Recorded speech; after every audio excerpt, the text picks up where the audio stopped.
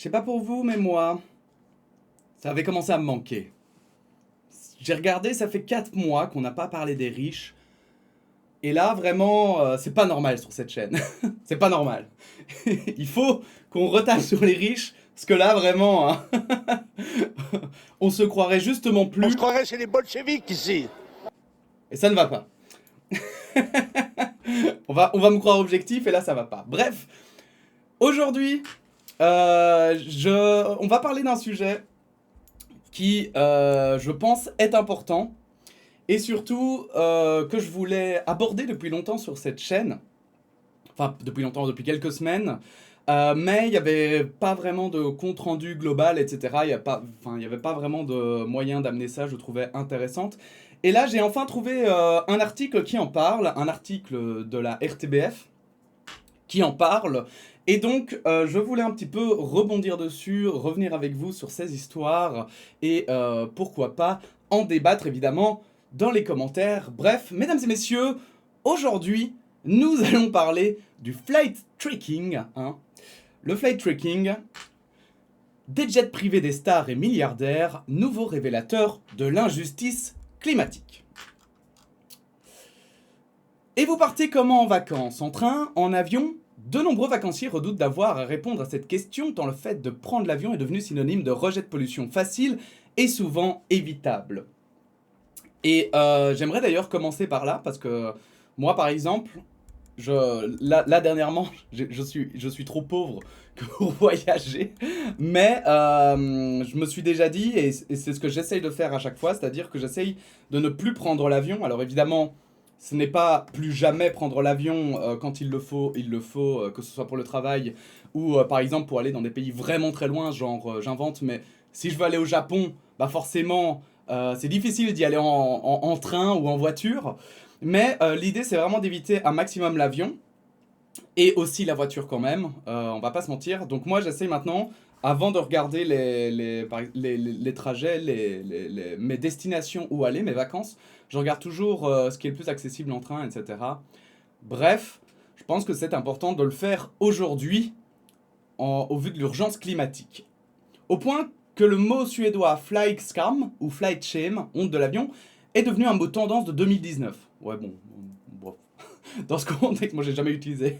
Dans ce contexte, et alors que les conséquences de changement climatique, sécheresse, inondations, incendies se font particulièrement visibles, il n'est pas très difficile de comprendre pourquoi les multiples trajets en jet privé de certaines célébrités déchaînent les passions. D'autant qu'il ne s'agit pas de cas isolés. Et c'est pour ça que pour moi, il est important vraiment de mettre la lumière là-dessus. Des données accessibles au public. Tu veux prendre le mien ou le tien? Mi-juillet, la légende d'une photo Instagram de l'influenceuse des femmes d'affaires Kylie Jenner a provoqué un tollé.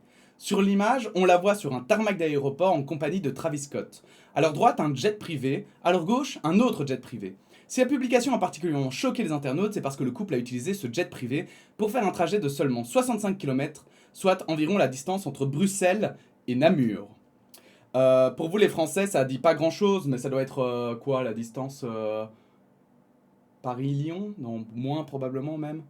Ce trajet d'à peine 17 minutes a été traqué par le compte Twitter @celebjet qui répertorie les allées et venues aériennes de nombreuses célébrités et milliardaires sur base de données accessibles au public. La loi américaine exige en effet que les avions se trouvant dans certaines zones soient équipés du système par satellite ADS-B et celui-ci envoie périodiquement la position de l'appareil par radio au contrôleur aérien.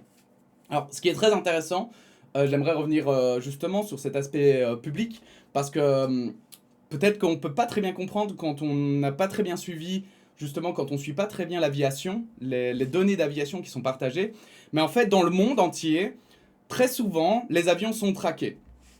Et quand je dis que les avions sont traqués, c'est que vous n'imaginez pas à quel point ils sont traqués. C'est que, en fait, pour des raisons principalement de sécurité, en fait, bah, les avions, on a besoin de savoir, ils ont un GPS toujours sur eux, enfin dans l'avion, et on sait à telle heure exactement où il est.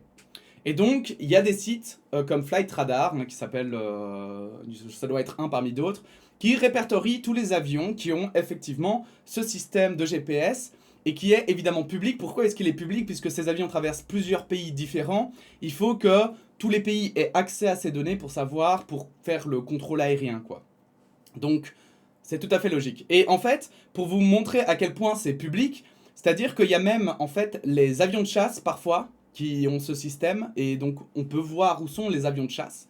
Des avions officiels, mais aussi des avions officieux. Et donc, ça, c'est beaucoup utilisé dans le domaine de l'OSINT. Donc, l'OSINT, pour ceux qui ne connaissent pas, c'est les observateurs amateurs sur Internet. Donc, des personnes qui, par passion souvent, ils vont analyser des données publiques pour essayer d'en déduire des choses sur des conflits, des informations sur des conflits, sur des politiques, etc. C'est hyper intéressant. Je vous conseille de vous intéresser un petit peu à l'OSINT parce que ça permet de prendre conscience à quel point c'est vrai que nous, en tant que citoyens, on est surveillés, mais à quel point, en fait, tout le monde est surveillé. Comment on peut déduire vraiment où se trouve Poutine quand, où se trouve Macron quand. Enfin voilà, c'est finalement pas très compliqué dans ce monde interconnecté. Et vraiment, ces données sont publiques puisqu'elles permettent aussi, voilà, moi ce qui m'avait aussi choqué, c'est avant la guerre en Ukraine, par exemple, il y avait un drone américain qui patrouillait au-dessus de la frontière ukrainienne. Et donc, à chaque fois qu'il allait en patrouille, on pouvait le voir grâce au site Flight Radar parce que il y en a qui le connaissaient, avaient l'habitude de le trouver, etc.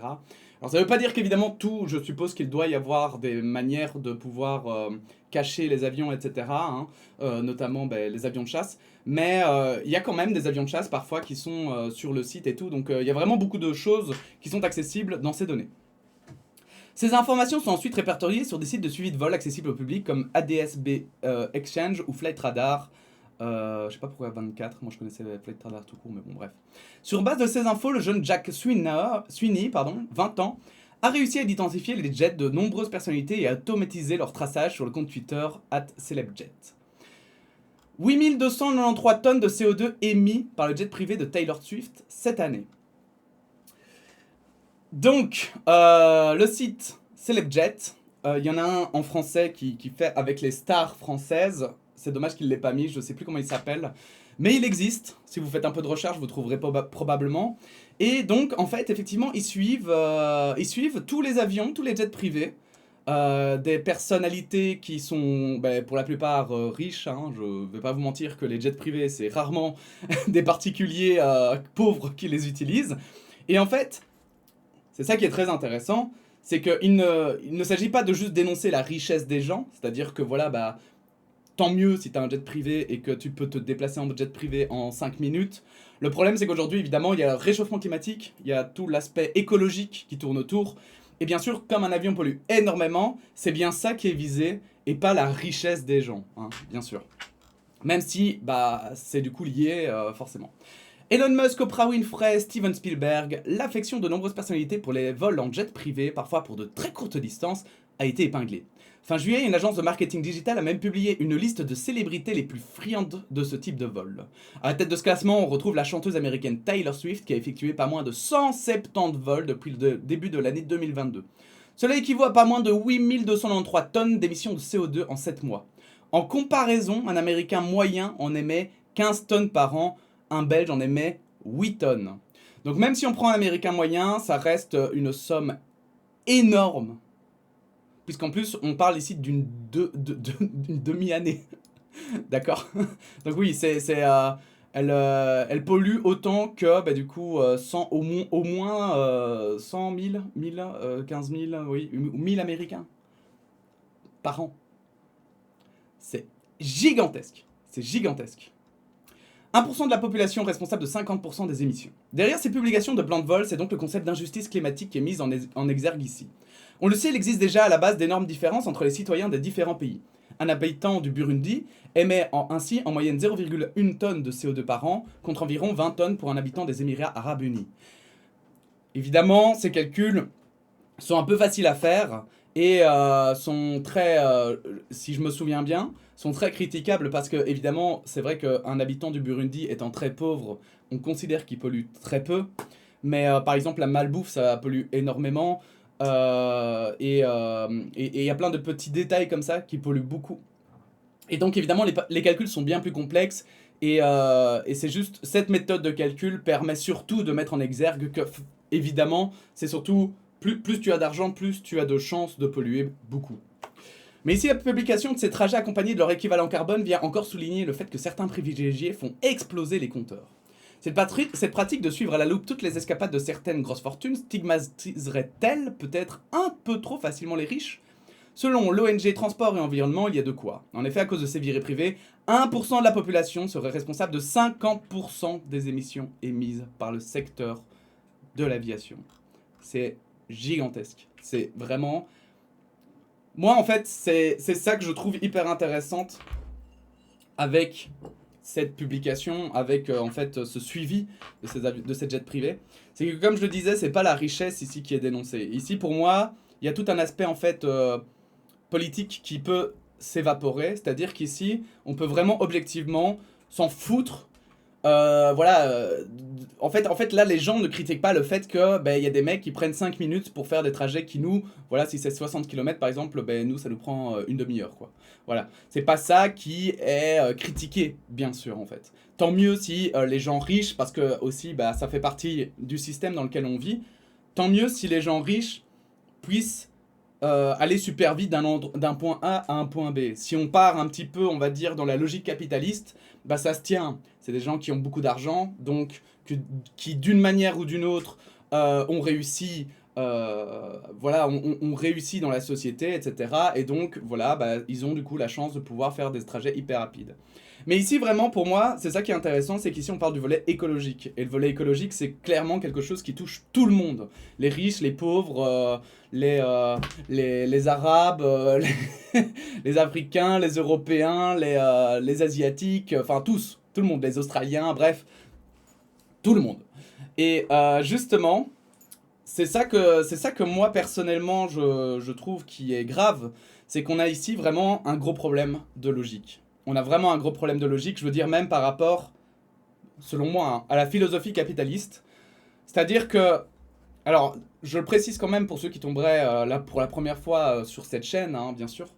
Moi, quand je parle de logique capitaliste, bien sûr, je parle vraiment de la théorie du capitalisme, et c'est sans arrière-pensée péjorative ou négative. C'est-à-dire que pour moi, quel que soit le système, qu'il soit capitaliste ou communiste, c'est égal, il y a des avantages et des inconvénients. Mais aujourd'hui, on est dans un système capitaliste, et donc on analyse souvent le système capitaliste, et comme, du coup, vivant dans un système capitaliste, on en voit les défauts, forcément, c'est plus facile de dire les défauts d'un système capitaliste que communiste, par exemple. Mais, donc, il n'y a pas de côté péjoratif à ce que je dis, quand je dis capitaliste. Mais donc, dans un système capitaliste, pour moi, c'est logique que, par exemple, quand il y a une menace qui menace, le monde, mais aussi son économie, puisque le réchauffement climatique menace gravement l'économie mondiale, eh bien, pour moi, les personnes riches, puisque normalement, c'est pas censé être n'importe qui, on est censé être riche parce que il y a quand même une question de mérite, même si aujourd'hui, évidemment, c'est largement débattu. Et vous savez mon opinion sur cette question-là, mais j'ai vraiment envie de me plonger plutôt dans l'aspect théorique du capitalisme. C'est que en fait, normalement, il y a des gens qui devraient se rendre compte de ça, et notamment des politiciens, qui devraient se rendre compte de la gravité de ce qui est en train de se passer, et qui devraient avoir l'esprit d'analyse suffisant pour se rendre compte que c'est pas normal que des jets privés aujourd'hui existent encore pour pouvoir faire de si petits trajets. Parce qu'ici, on parle de stars américaines, et vraiment, c'est dommage, je sais pas pourquoi la RTB a fait ça, mais en France, c'est la même chose. Il y en a qui font, parmi les grosses fortunes, il y en a qui font 5 trajets d'avion en une journée, de jet privé. Et parfois, pour aller de Paris à Marseille, quoi. Il y a un moment donné où, voilà, c'est plus, en fait, c'est plus juste une question de luxe ou pas luxe. Là, maintenant, c'est une question de aussi, vraiment, de...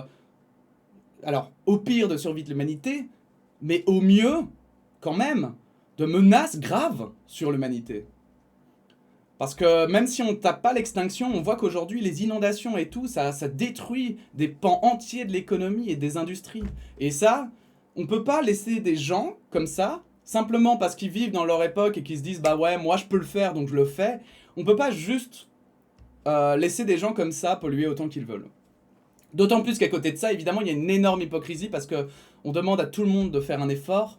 on demande aux gens, ben voilà, on met des lois, par exemple à Bruxelles, on a baissé la vitesse, alors c'est pour une question de sécurité, mais aussi pour une question d'écologie, des voitures. On essaye de limiter un maximum les parkings pour que que les gens prennent de moins en moins leur voiture. On essaye de développer les transports en commun, etc. Donc d'un côté, en fait, on demande, on va dire aux gens normaux, hein, parce que c'est pas que les pauvres, c'est la classe moyenne aussi, hein, on demande aux gens de faire des efforts. Et à côté de ça, t'as Jean Billy qui arrive avec son putain de jet privé dans Bruxelles. C'est limite, enfin, je veux dire, vraiment, en comparaison, ce serait ça, quoi. Et qui roule avec son jet privé à l'intérieur de Bruxelles, là, à la place de sa voiture, parce qu'il fait « Ben, je vous nique, là !» Et ça, j'avoue que moi, je trouve que c'est vraiment problématique. Ça montre vraiment que... Enfin, pour moi, ça remet vraiment en question tout un aspect sur les riches dans le système capitaliste qu'on a aujourd'hui. Encore une fois, je le répète parce que pour moi, c'est vraiment un aspect important. Ici, c'est pas le système, c'est pas le capitalisme en lui-même. Moi, je m'estime de gauche, mais c'est pas pour autant que, je vais dire, je suis anticapitaliste. Je pense que c'est un système comme un autre, et peut-être qu'un jour, mon opinion évoluera, mais pour le moment, c'est comme ça que je le vois, et que tous les systèmes ont des avantages et des inconvénients. Mais ici, clairement, aujourd'hui, pour moi, s'il y a des choses comme ça qui sont capables de se passer, c'est que clairement, on est au-delà d'un système capitaliste, quoi. C'est vraiment ce système libéral, finalement, qui est mis en avant, et qui est vraiment, vraiment très problématique, et qu'on doit absolument arrêter, parce que ça empêche, non seulement ça empêche, je vais dire, l'écologie d'émerger vraiment, de pouvoir faire face à l'urgence climatique, mais en plus, ça détruit le capitalisme lui-même. Et donc c'est pour ça que pour moi, vraiment, quel que soit le bord politique, ce sont des choses ici qu'il faut dénoncer et qu'il faut surtout arrêter. Parce qu'on a clairement des gens qui ont beaucoup de pognon, mais qui n'ont clairement pas, je vais dire, la clairvoyance pour avoir ce fric, en fait, on dirait. Et ça, moi, ça me choque.